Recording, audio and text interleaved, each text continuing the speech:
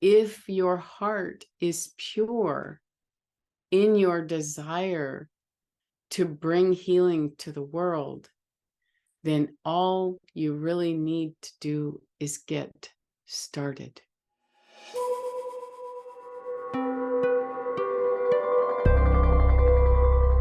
I want to show you and explain to you what it takes for you to begin to bring your love and light and talents and gifts of goodness into the world. It takes desire.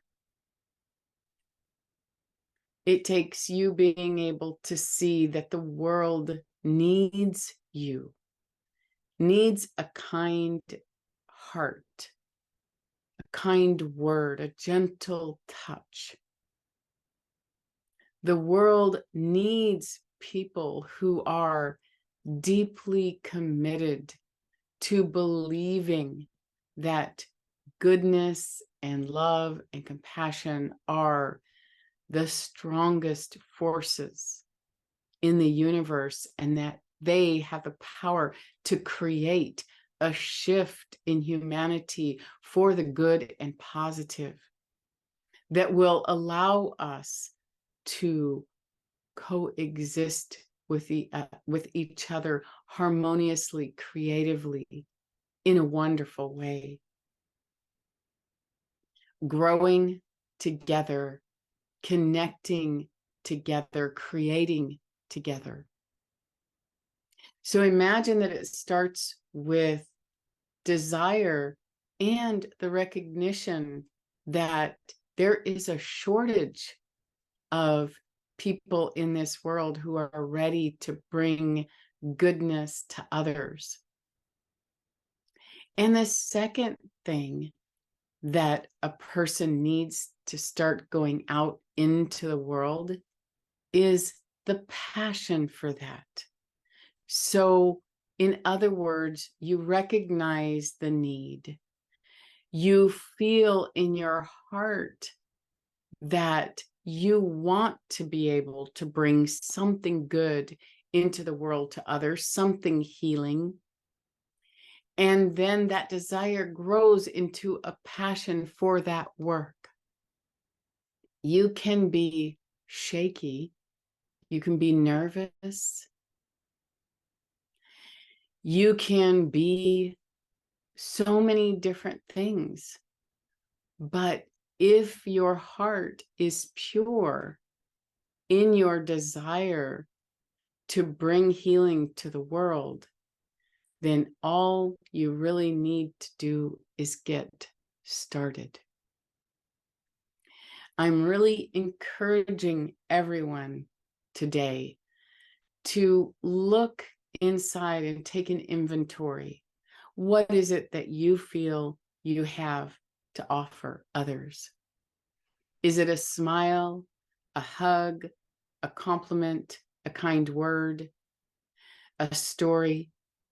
Do you have a specific healing gift that you're sharing or would like to share? Whatever it is, and whatever the voice says inside of you that is holding you back, you cannot let that voice obstruct you any longer. You need to do whatever it is to recalibrate your insides to commit to approaching the world again with your desire to heal. I've heard every kind of resistance to it. I, in the past, have had my own.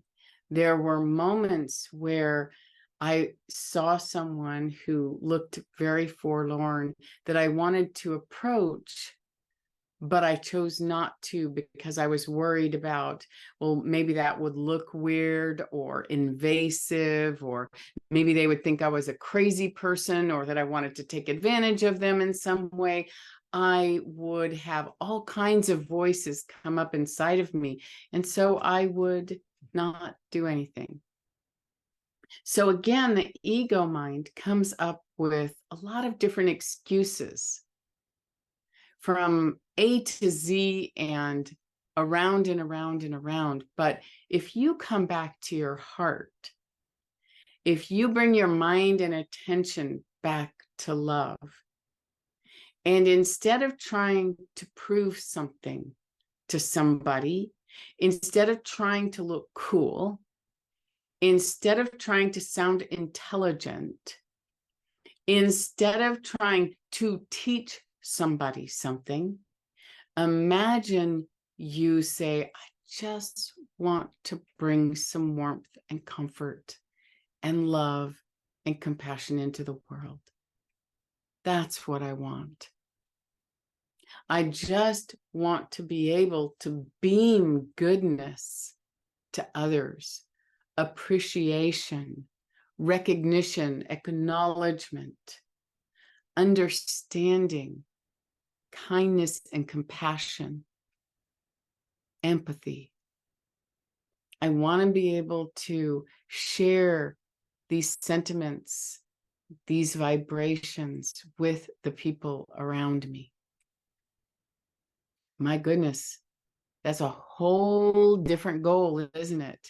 If you think about it, if you think, oh, I've got to teach people about these particular experiences, and I'm not sure I have all the right information, but instead you say, I want to be able to share myself, share my goodness, share my interests, and share my love with others, then suddenly, oh, it's easier.